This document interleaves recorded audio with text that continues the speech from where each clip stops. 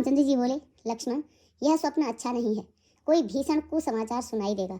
ऐसा कहकर उन्होंने भाई सहित स्नान किया और त्रिपुरारी महादेव जी का पूजन करके साधुओं का सम्मान किया। देवताओं का सम्मान और मुनियों की वंदना करके श्री रामचंद्र जी बैठ गए और उत्तर दिशा की ओर देखने लगे। आकाश में धूल छा रही है।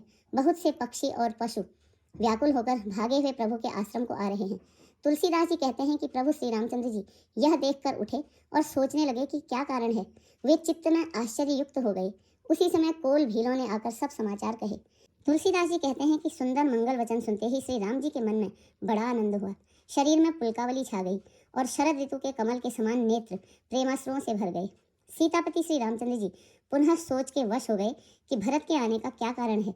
फिर एक ने आकर ऐसा कहा कि उनके साथ में बड़ी भारी चतुरंगिनी सेना भी है। यह सुनकर श्री रामचंद्र जी को अत्यंत सोच हुआ।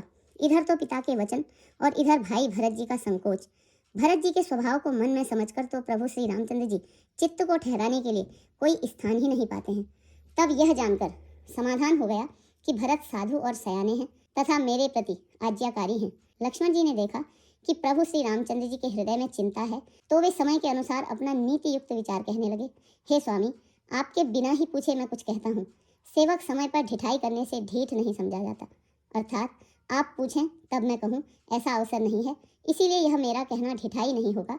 हे स्वामी, आप सर्वज्ञों में शिरोमणि हैं, सब जानते हैं। मैं सेवक तो अपनी समझ की बात कहता हूँ।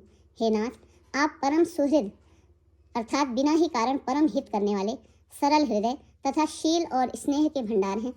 आपका सभी पर प्रेम और विश्वास है और अपने हृदय में सबको अपने ही समान जानते हैं, परंतु मूढ़ विषयी जीव प्रभुता पाकर मोहवश अपने असली स्वरूप को प्रकट कर देते हैं। भरत नीतिपरायण, साधु और चतुर हैं तथा आपके चरणों में उनका प्रेम है, इस बात को सारा जगत जानता है। वे भरत जी भी आज श्री रामचंद्र जी आपका पद अर्थात सिंहासन का अधिकार पाकर धर्म की मर्यादा को मिटाकर चले हैं।